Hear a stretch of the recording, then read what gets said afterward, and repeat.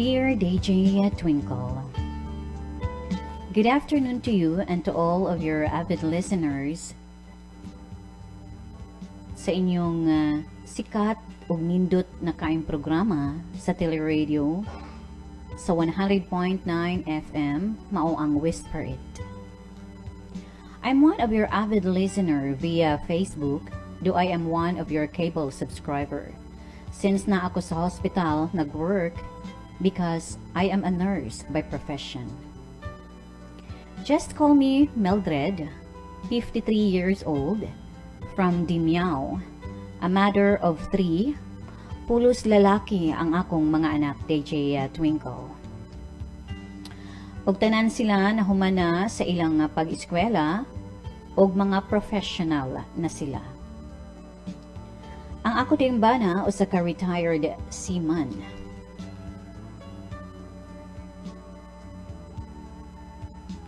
Sa sige na kong paminaw sa imong programa through Facebook o sa cable TV, malingaw ko o ganahan pud ko na maminaw sa imong mga advice. Maong nisulat ko nimo karon o kinikabahin sa gi-pronounce karon sa akong youngest son nga usa-usab ka seaman nga 24-year-old na nga si CJ.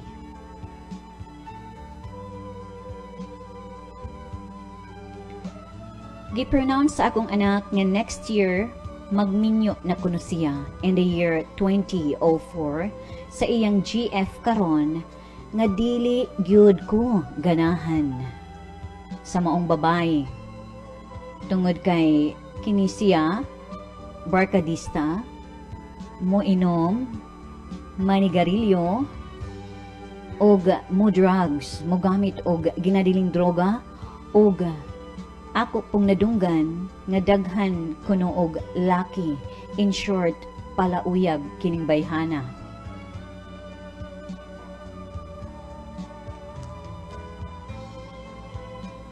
She's actually a high school acquaintance sa akong anak ug barkada pud ni sila sa una.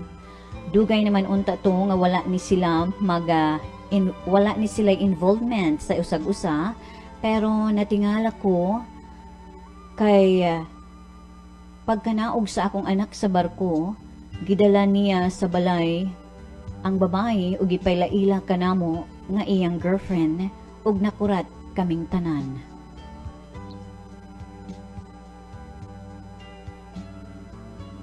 Kini manggod akong kinamanghuran nga anak, DJ Twinkle, since high school pa jud ni siya, maingon ta nga may pagka badlungon.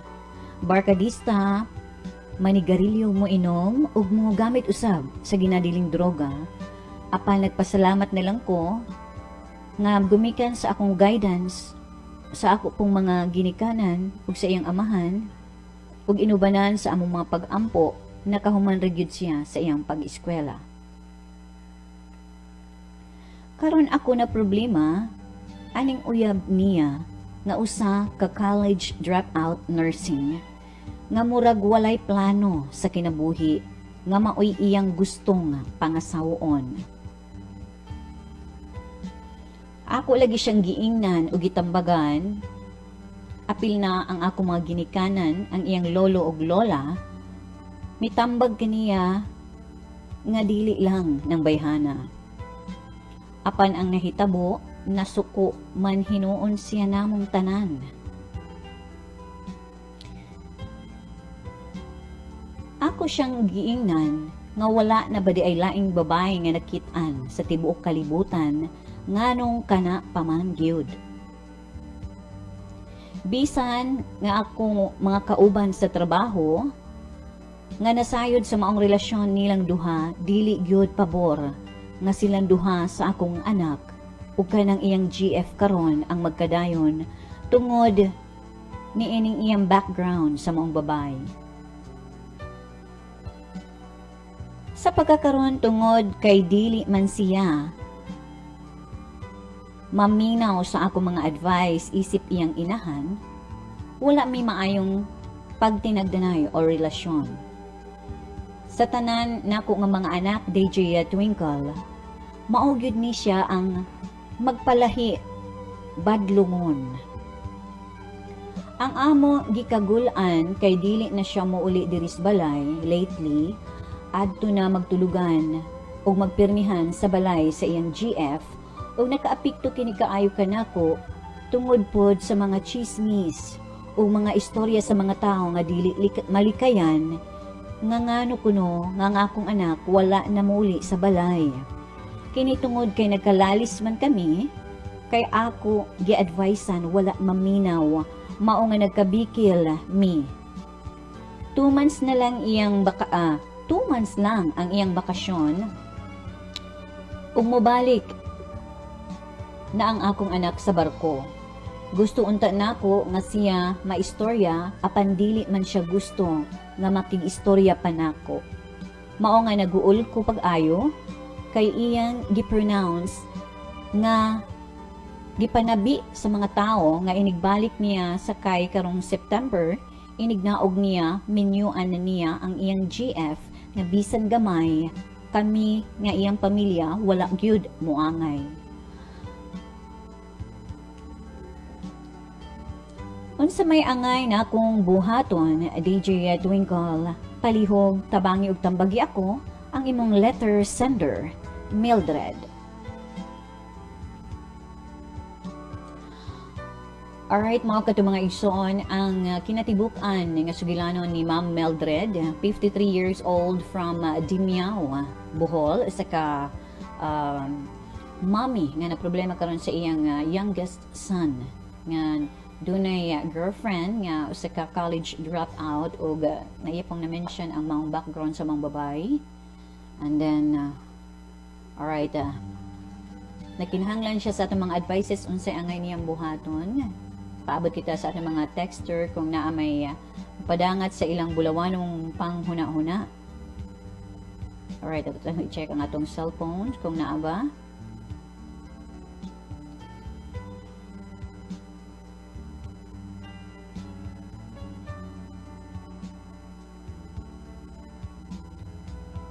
Alright, na ni-text diri. Lisod kaayo kung ang usa ka babay drug addict og moinom, lisod na mahimong wife. Alright, salamat sa mga nag-text.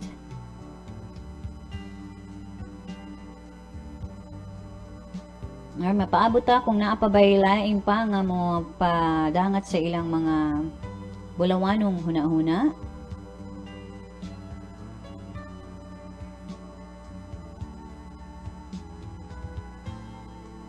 Dili ka makabuot ma'am kung imong anak gugmahan anang bayhana. Allah. Alright. Dili ka kabuot daw ma'am ha. Matod pa sa atong texter sa iyang text. Sa iyang iya po tong opinion no. Sa ating texter with cellphone number ending 832. Dili ko no kakabuot ma'am kung maunay gusto sa imong anak. Alright, well, nagpaabot kita sa uban pa mga texter ato lang ng basahon taod-taod. Gusto na akong ipaabot ang akong personal nga advice. Hatagi nag-chance, napay ni text.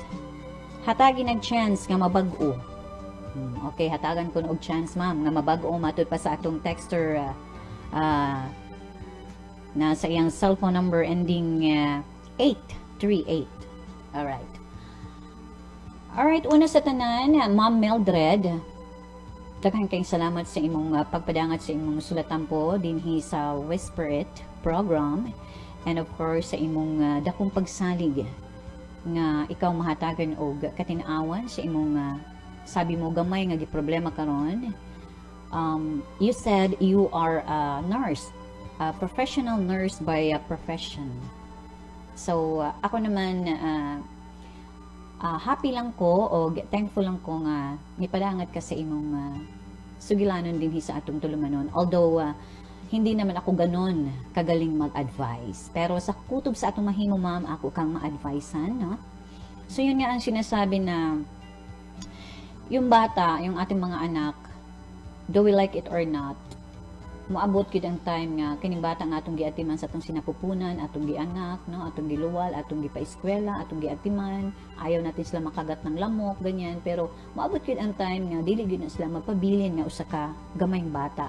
Mo-grow up na sila, magkaroon ng sariling desisyon sa mga buhay nila. And yet, yun nga, na in love ang imong anak, kay dako na sila na sila mga trabaho, kanya, it happens lang nga na in love siya sa maingon ta nga dili nimo ideal woman to be a wife of your son. Pero yun nga ma'am, ang ano lang doon, it is not what you say, it is how you say it. Siguro nga yung time nga instead na i-advise mo yung anak mo, hindi mo siya ito nasabi ng tama. Siguro din sinabi mo nga nganong wala na baylaing babae, sa kalibutan nganong kana pa man. So di ba ganon? So yung pagkasabi natin murag wala siya na mauba. So it happens nga nasakitan siya dahil mahal niya nga ito. So yun nga, tayo as a mother, as a parent, no, pagdating po kasi sa usapin ng pag-ibig, all we can do is to just give an advice. Wala po tayong magagawa kung sino man yung mga tao o lalaki o babae na mamahalin ang ating mga anak. Di ba? At tandaan po natin na kapag tayo po ay nagbigay ng advice, dapat advice lang. Hindi yung nasa anak na po natin kung pakikinggan nila ang atong advice or dili. They are going to accept or reject it. It's up to them. Basta ang magagawa lang po natin as a parent is ang mag-advise. Tapos kapag hindi nila pinakinggan ang ating advice at kapag hindi nila ginawa ang ating advice, tayo parent, wag po tayong magtampo, wag tayong magagalit sa anak natin, wag yung hindi na tayo kikibo sa anak natin dahil hindi nakikinig sa advice natin. Because that is not anymore an advice. It is already a command. Tandaan po natin, iba yung advice, iba yung command. Dahil kapag ka nag-advise ka tapos hindi niya ginawa, minahal niya pa rin yung babaeng gusto niya, tapos nagagalit po kayo, ibig sabihin, you are not giving advice, you are giving a command. Na ayoko ng babaeng yan, palitan mo yan. Parang ganon, di ba? So, sa mga puntong ganito ho, na ang mga anak natin ay nasa legal age na po. Sabi mo, he is 24-year-old. So, actually, nasa legal age na po siya. And of course, yun nga, no, yung moment na ating mga anak nagdako na sila when they become teenagers, they don't need parent anymore. They don't need, hindi naman na totally, hindi na kailangan ang mama. Ang ibig kong sabihin, sometimes we parents, we must forget that we are parent. Para huwag tayong masyado ma-stress sa mga anak natin. Yung baga, sometimes, kalimutan natin na mami pala tayo. Di ba? Kalimutan natin na when a situation or when it's necessary, di ba? Kailangan natin kalimutan na mami pala tayo. Kasi kapag mami kasi tayo, ang mangyayari dyan, magiging overprotected tayo sa mga anak natin. Because as a mom, we only want what is best para sa mga anak natin, di ba? Kaya naging OA tayo, naging overacting tayo. Kaysa naman kung we just be a friend to them. Dahil yun ang kailangan nila. Sa moment kasi na ma-inlove na yung mga anak natin, they don't need mom. They need friend. Na freely makatell sila kung ano bang nararamdaman nila, nakinilig sila, ganyan. So let us be friend to them. Siguro ganun lang. Dahil kapag ka naging friend ka, ang mangyayari, pwede mo siyang kausapin na, CJ, anak, pwede ba tayo mag-usap? O, di ba? Dahil you talk to him like a friend, not like a mom. Because if you talk to him like a mom, ang mangyari dyan, medyo tataas talaga ang ating boses at lumalabas talaga ang pagiging ina na very concerned and very OA. Pagdating dyan, nagiging OA tayo at naging mukha tayong kontrabida doon sa nararamdaman nila. Di ba? So, minsan siguro kalimutan natin na mami tayo. Kung kinakailangan ng sitwasyon. Kailangan natin siyang kausapin, hey anak, ganito kasi yun. So, umpisahan mo doon sa, tingnan mo kung ang babaeng yun, bakit nga ba ito nagustuhan ng anak ko? Siguro, ang personalidad, di ba? Baka naman ito ay maganda at sexy. Baka naman ito ay magaling kumanta o talented. O doon ka mag-umpisa. Sabihin mo, you know what, Seiji, anak, yan si ano, sabihin na natin, kunyari, yan si Daisy Twinkle. Sabay ganun. Ayan, yan siya. gusto ko talaga din siya dahil maganda, talented, ganyan. Unahin mo kung ano yung positive side ng babae. Kaya siya nagustuhan ng anak mo. Dahil imposible naman na nagustuhan lang niya yan bigla na wala siyang maganda sa kanya, di ba? Unahin mo yung positive side, tapos sabihin mo na, you know what, I really like her also, but then, doon mo naman sabihin kung bakit ayaw mo rin sa kanya. And then, ipakita mo sa anak mo na you are very much concerned and you love him, and being your mom, you know what, anak, mas siguro, pagdating sa mga ganyan, maganda talaga to si ganyan, yung mga katangian niya, kaya mo siya nagustuhan, and I cannot blame you on that, but then, pagdating sa pagiging sigurong asawa at ina, maybe as I'm your mom, hindi siguro siya ang ideal woman. Yung mga ganon, na-explain mo, and ako naman anak, inano ko lang yung advice ko sa'yo dahil I'm your mom at concerned ako sa'yo dahil mahal kita bilang anak ko. Pero kung hindi ka makikinig sa akin, okay lang yun. At least naibigay ko yung advice ko sa'yo. Dahil ayaw ko na balang araw pagsisihan mo ito. Mga ganon. You can freely express it, no, in a nice way. Hindi na kailangan na magsigawan kayo o maliitin mo ang kanyang minamahal dahil masasaktan siya, of course. Kaya nga siya lumayo ngayon sa iyo at doon na nipuyo sa iyang uyab hinoon instead nga diyan siya sa bahay niyo, di ba? At saka wag mong pakinggan masyado yung mga chismis dahil ganun talaga ang mga tao. They have always something to say. Ang importante ngayon kung anong sasabihin ng anak mo sa iyo bilang ang mommy, di ba? So sabi mo, gusto mo siyang kausapin. Pero ayaw niya. So, hindi mo siya mapipilit din, no? Kung ayaw niya. And then, of course,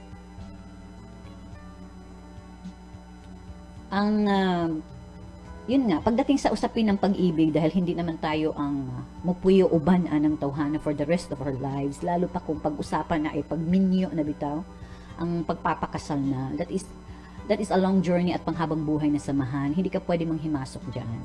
And of course, your son is at legal age 24. He can actually marry her with or without your approval. Yun ang tandaan niyo po, ma'am.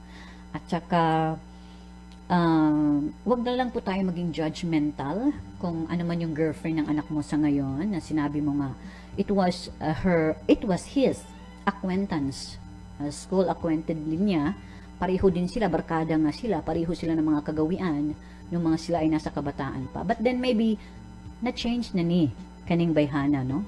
Maybe na usab na siya, just like your son. Sabi mo, seaman siya ngayon, di naman siguro magkaakyat sa barko ng seaman kung magsigi pa o gamit o droga, di ba?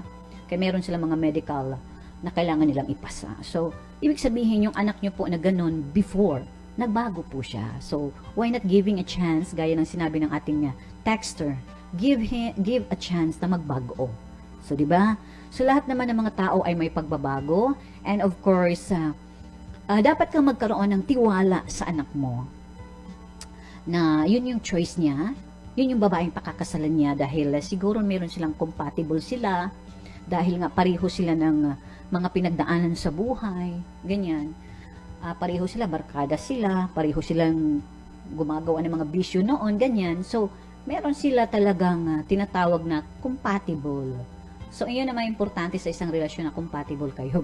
But then, yun nga, kung hindi mo siya ideal woman for him, wala po tayong magagawa kung yun ang ideal woman niya. Diba? So, all you can do here is to advise, tapos,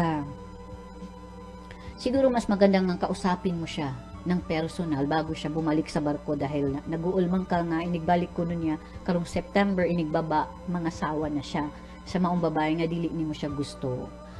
Hindi naman kasi porke hindi mo ito gusto, ay hindi din ito magustuhan ng anak niyo po.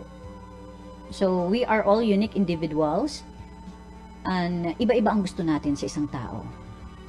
Malamang gusto to ng anak mo, itong babaeng ito, dahil nakitaan din siya ng mga ugali or mga kung ano man na nakapag-admire, na-admire naman yung anak mo, di ba? No, malamang hindi mo gusto pero gusto to ng anak mo so wala kang magagawa. So, yun nga po ang masasabi ko na kailangan lang siguro nating magtiwala sa iyang desisyon at bigyan natin ng trust and confidence yung anak mo na gumawa ng desisyon para sa sarili niya. Although sinabi mo na mahal mo yung anak mo dahil siya yung youngest son sa iyang pagkabadlungon.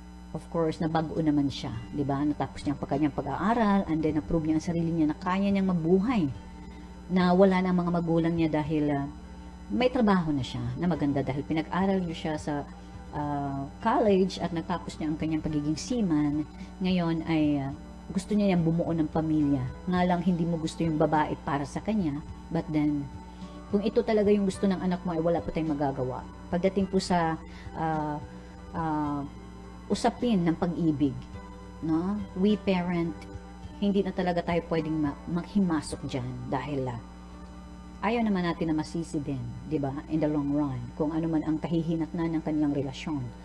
Of course, all you can do is to give him advice and kung nasa kanya na kung makinig siya o hindi.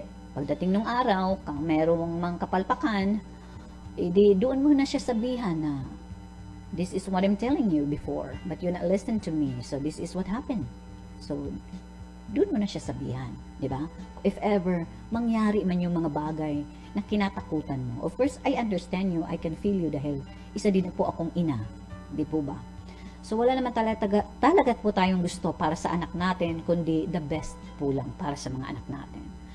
But then, when they are at the legal age, yun nga, ibigay natin sa kanila ang mga buhay nila, panghawakan nila ang buhay nila, sila mismo ang magmamaneho nito, at tayo as parent ay mag-guide lang tayo, gagabayan lang natin sila at titignan natin sa abot ng ating makakaya, i-guide natin sila, di po ba? So siguro kung ayaw kanya talagang kausapin, mas maganda siguro na you will make a video tapos ipadala mo sa kanya doon sa kanyang messenger. Kung kailangan mo humingi ng tawad, kung may nasabi ka man ng hindi maganda na yun ay ikinagalit niya, kaya yun yung naging dahilan, kaya siya lumipat na ng pagtira doon na nagpuyo sa iyang uyab, then you have to say sorry. Kasi tayo mga mami, kailangan din natin minsan mag-sorry sa mga anak natin, na magpakumbaba tayo para lang maging maayos ang lahat. Dahil mas the more po kasi na hindi nyo kinikibo yung anak nyo na yan, mas the more pong hindi nyo po malalaman kung ano na ang takbo ng buhay niya o kinahihinatnan. So just like this, ang narinig nyo lang ay ang mga chismis mula sa ibang tao na nakapagsabi sa iyo na ngayong pagsakay niya ulit sa barko ngayong September, pagkababa niya ay magpapakasal na siya. So hindi mo yan narinig mismo sa bibig ng anak mo, kundi doon sa mga chismis. So yun yung nangyayari, it's because nag-away kayo. So hindi ka na nakapag-monitor ngayon kung ano na talaga ang nangyayari ngayon sa buhay ng anak mo. So mas magandang magbati kayo at mas magandang maging maayos po yung relasyon ninyong mag-ina. Alright? So yun nga po, no, ang ating mga anak ay pagka sila po ay umibig na, all they want is just a friend na magbibigay advice, na may mapagsabihan sila, na kinikilig sila, na in love sila. So we parents sometimes, kalimutan natin na parent tayo para wag tayo maging overreacting, wag tayong maging overprotected doon sa anak natin, na nakalimutan natin na they already grow up, na sila pala ay may mga sarili ng desisyon sa buhay. Nakalimutan natin mga mami na ang mga anak natin ay nasa legal age na pala. Di ba? Masyado tayong nagpapaka-stress. So why not let them decide for themselves and mag-advise ka na lang. Ayaw nating maging kontrabida, of course, di ba? Sa mga buhay ng mga anak natin. Because we as a mom, yun nga, we only want what is best for our child. So sa lahat po ng mga mami na nakikinig sa atin ngayon out there, sana po ay meron din po tayong napulot na mga may mga natutunan po tayo dito po sa ating letter sender na si Ma'am Mildred from Dimiao. Once again, Ma'am Mildred, maraming salamat po sa iyong pagtitiwala dito po sa ating Whisper It program. Sana po ay kahit papano ay naliwanagan ko din po kayo at nakakatulong din po ako sa inyo karong giproblema. Alright? As I tell you, hindi po ako ganun ka-expert na mag-advise dahil sabi mo nga, you are tawag nito, a nurse by profession. But then I was so happy na ang isang gaya mo ay nanonood pala at nakikinig sa ating programa, and yet nagdesisyon po kayong sumulat dito sa ating programa. Ito po ay isang malaking karangalan na makapagbigay po advice sa inyo. Sana po Ma'am Mildred ay nakakatulong po ako kahit papano. And maraming salamat po sa ating mga nanonood ngayon. So you have to talk to CJ in a nice way. And forget being a mom. Just be a friend to him, okay? And of course, sa lahat ng mga naminaw karon, daghang kayong salamat for being with me for the past 2 hours. And of course, you're gonna catch me again next Sunday para po sa ating Whisper It program. At sa lahat po ng mga merong mga love story, life story, na sa tingin nyo po ay makapagbigay inspirasyon ug dunay dakong pagsalig dinhi sa atong tulumanon, sulata ka na dinhi ipadala sa Whisper It program ug ato ka ng tagaan og kinabuhi ug ato pud ka ng tagaan og mga tambag. Of course, dinhi lang yan sa 100.9 FM, the only teleradio in the province of Bohol, ang 100.9 FM. This has been your friend AG Twinkle. We'll say goodbye now. Goodbye everyone. You take care and God bless. Bye.